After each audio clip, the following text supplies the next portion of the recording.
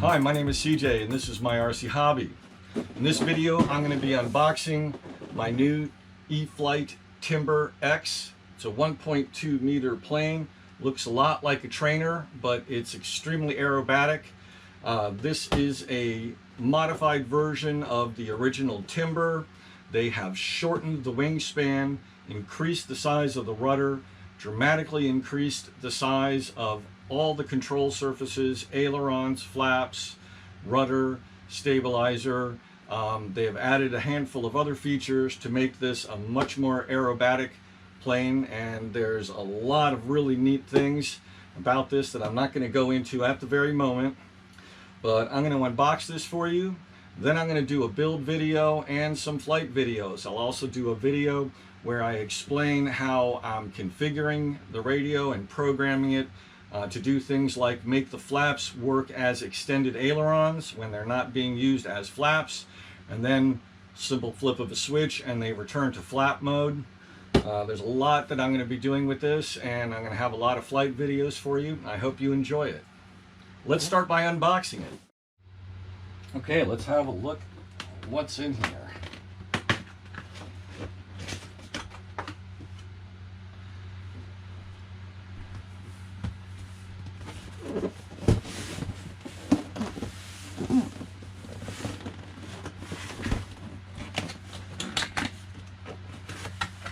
I've heard these can be hard to get out of the box.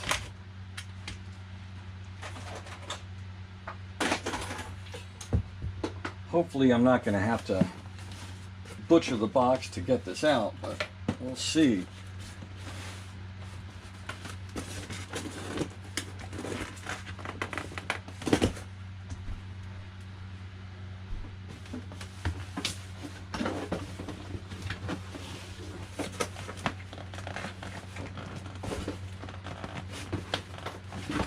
Wow, they weren't kidding.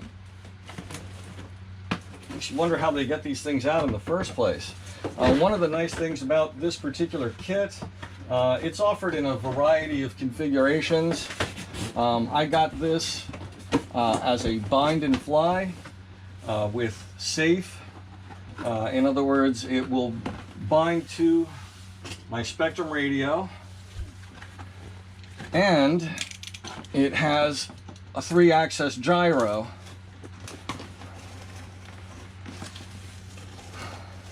Now, when I was a kid, we didn't have gyros. And even when gyros started to come available, they were extremely expensive. They were definitely a rich man's toy. And we just flew by the seat of our pants. But I have no problem with taking advantage of gyro technology. I think it's a great thing to have. Having that safe button where you can fly the plane with full control, and if you start to lose it, if you're having a problem, you know, let's think of a situation where pilot skill has nothing to do with it. You lose the plane in the sun for a second. You know, the sun's behind the clouds. You're flying across its path.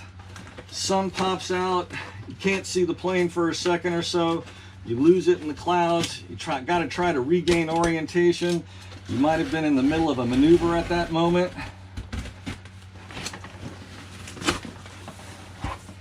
And all you do is flip a switch and the plane orients itself and assumes level flight.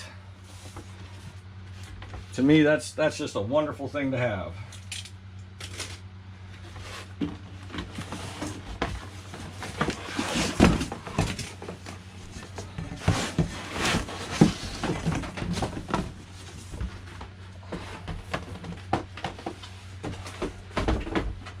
Not to mention the fact that if you're like trying to get a friend of yours into the hobby and you want to let them try a minute at the sticks, you can put it into a safe mode where the plane has limited throw and will only allow the plane so much roll angle, so they can't pull loops or things that maneuvers that might get them into too much trouble. Helps people build their confidence.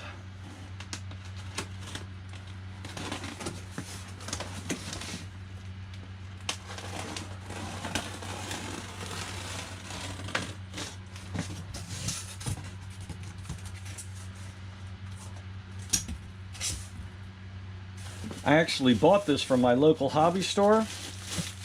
The name of the store is Hobby Hanger, and great people. It's a really nice place to go and buy your stuff. I try to get things from them whenever I can. Sometimes I buy stuff online, but I do try to shop at my local store. I think it's a very important thing to do.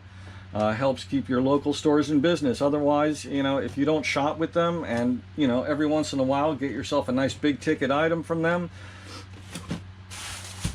you know, they may not be in business later, and then when you need something, you got to wait for it to show up. Now, this is very interesting. I had not heard about this. I'm just looking at the kit, or at the plane. I'm going to hold this in very close so you can hopefully see this. That is a hinge.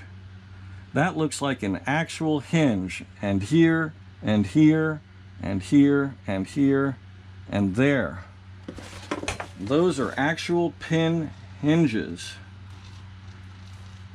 which is fantastic, because the just the standard foam hinging on a lot of foamies, enough use, enough fatigue, and these things eventually tear, and then you've got a loose control surface while flying, and that usually means a crash directly thereafter.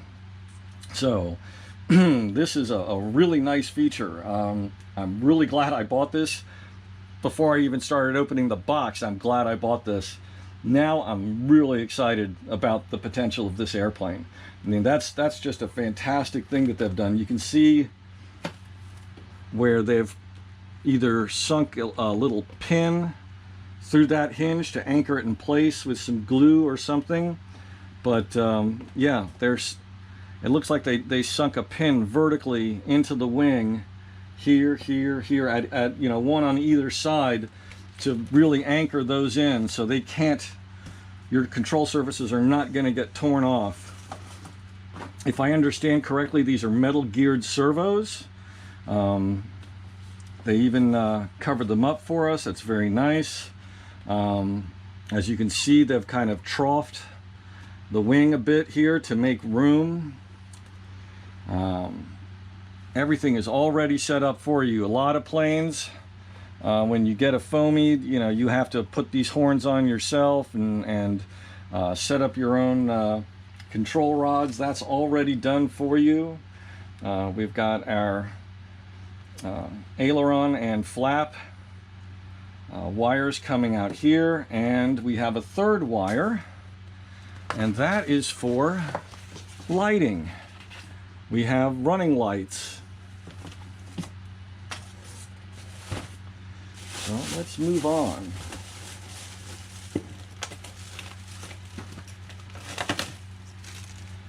This would be prop and spinner.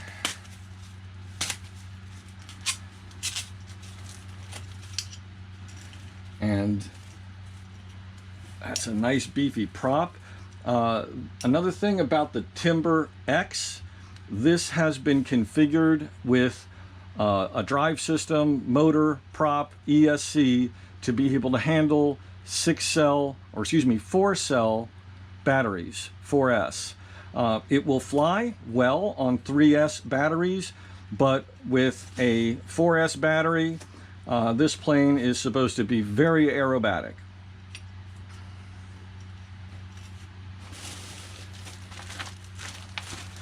Nice instruction book. No having to go online and download and print.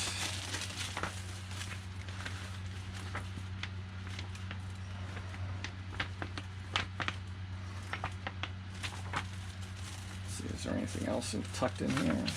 Nope, that's it, just instructions.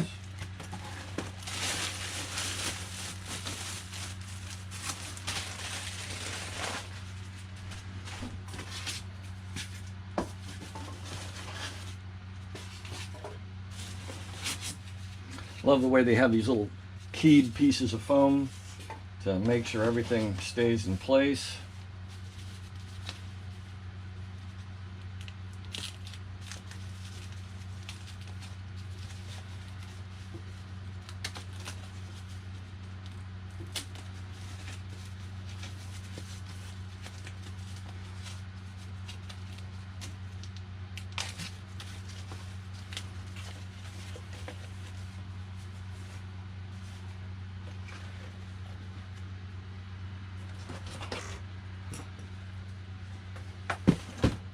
You'll have to forgive me, I don't know the terminology for these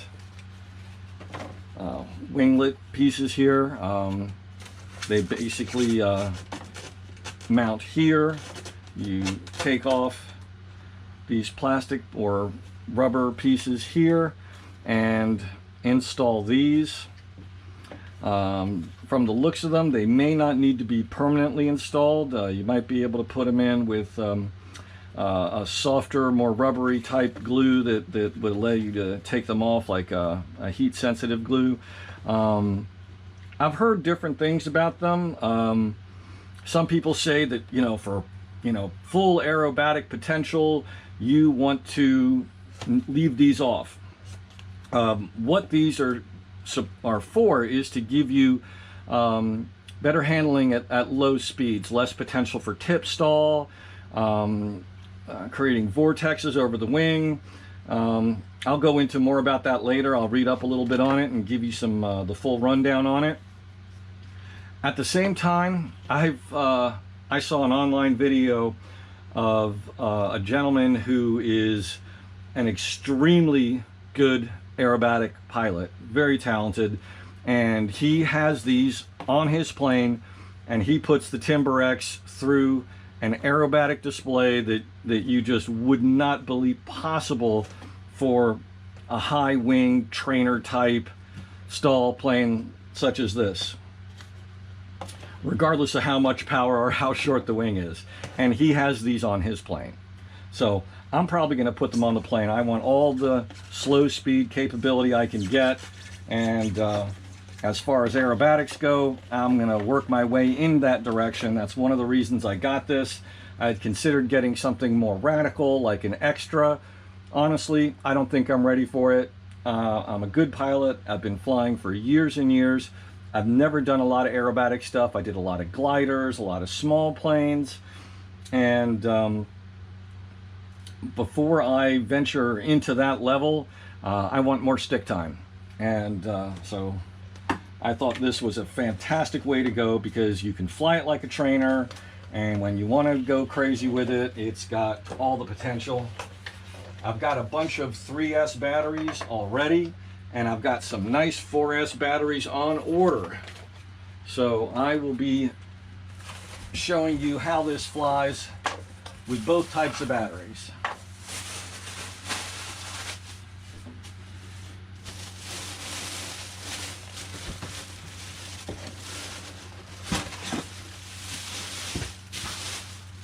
I love this part.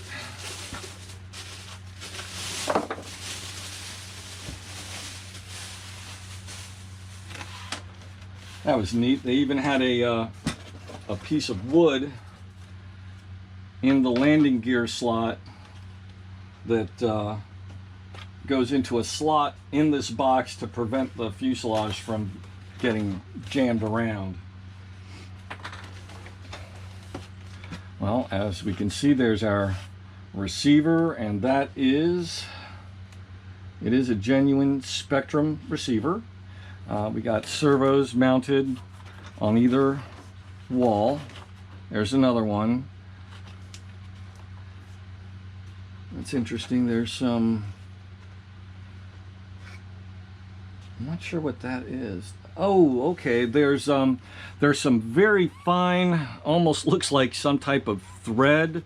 Those are some very thin wires that go to the lower running light. As you can see, the top running light is on the loose at the moment.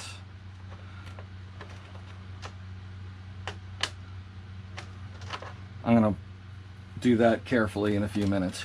Wing bolting positions, tabs for the front of the wings to go in. I have heard from E-Flite that this fuselage will take the original Timber wing. So if you own a Timber and you fly the 1.2 meter wing and you say, oh, it's a little twitchy for me right now, I just want to do some fun flying today, you can throw your Timber wing on here and have the safe, and have the bigger motor and the bigger power pack, and have that with your old timber wing. It's plug and play.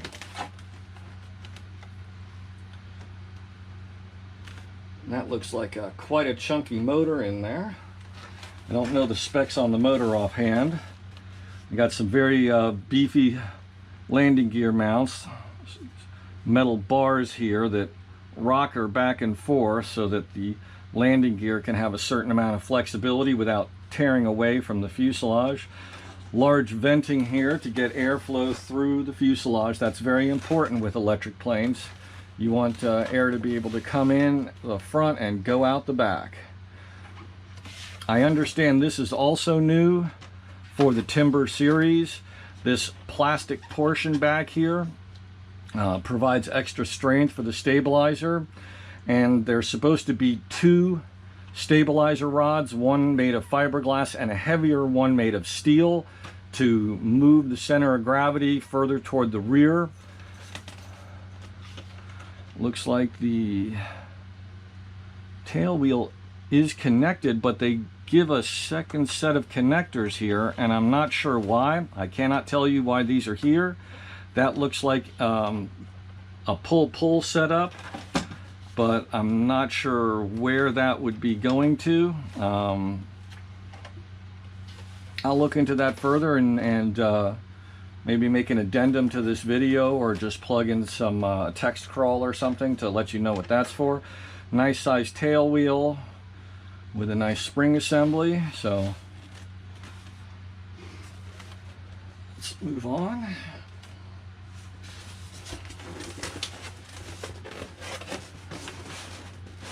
Now to the underside of the box. There's a couple things we have not yet seen.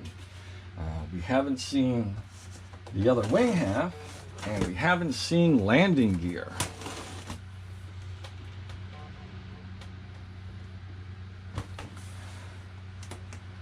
We haven't seen the landing gear yet, or the other wing half.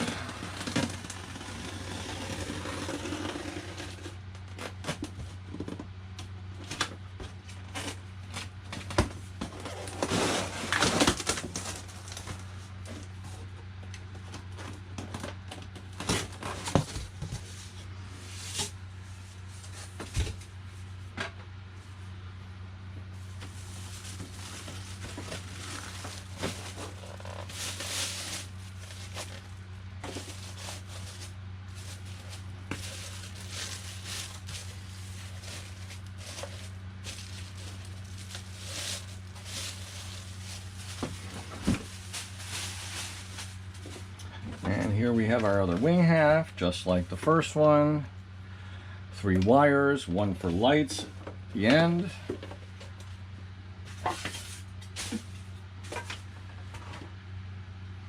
Oh yeah, something I also wanted to look at. Let's see. Yes, hinge, and it looks like, yes, there's a large hinge down here. That's very nice, so you're not going to have to worry about the tail wheel tearing the rudder off. I don't know if those hinges are also a feature on the original Timbers.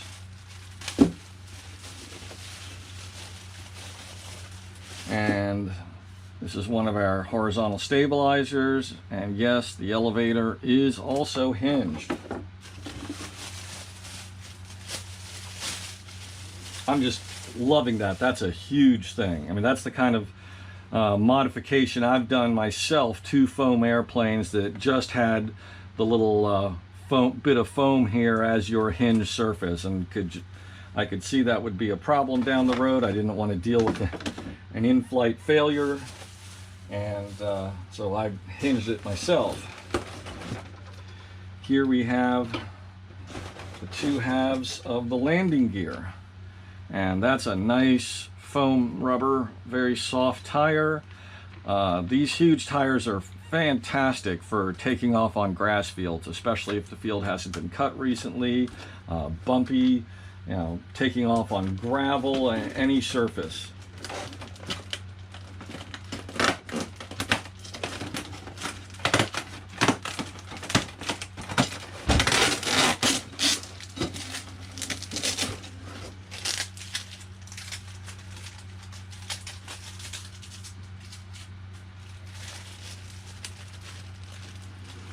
Here we have a little hardware package. Doesn't appear that there's very much in here at all. There's a bind plug, a handful of little screws, and I believe this plate is for the landing gear. And that's it. Everything else is already done for you.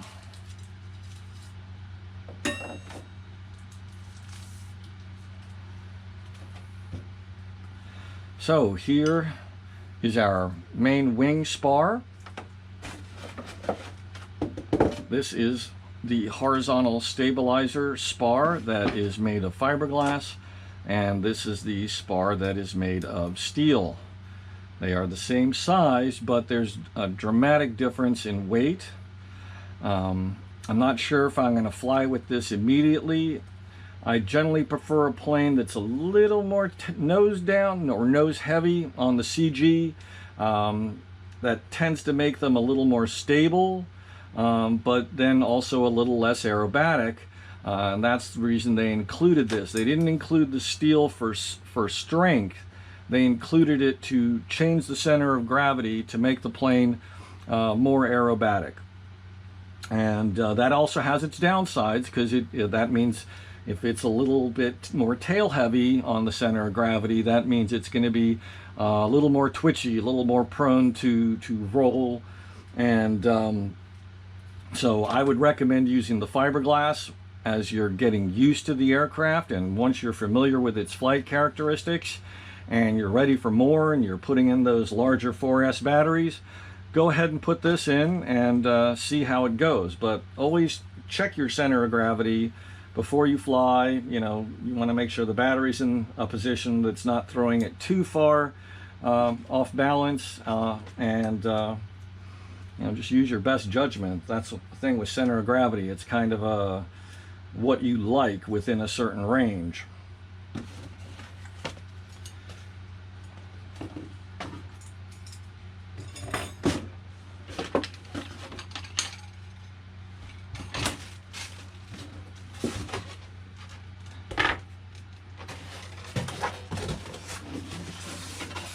And there's no other plastic bags taped in anywhere, no other hidden pockets. So that's it. That is our Timber X unboxed.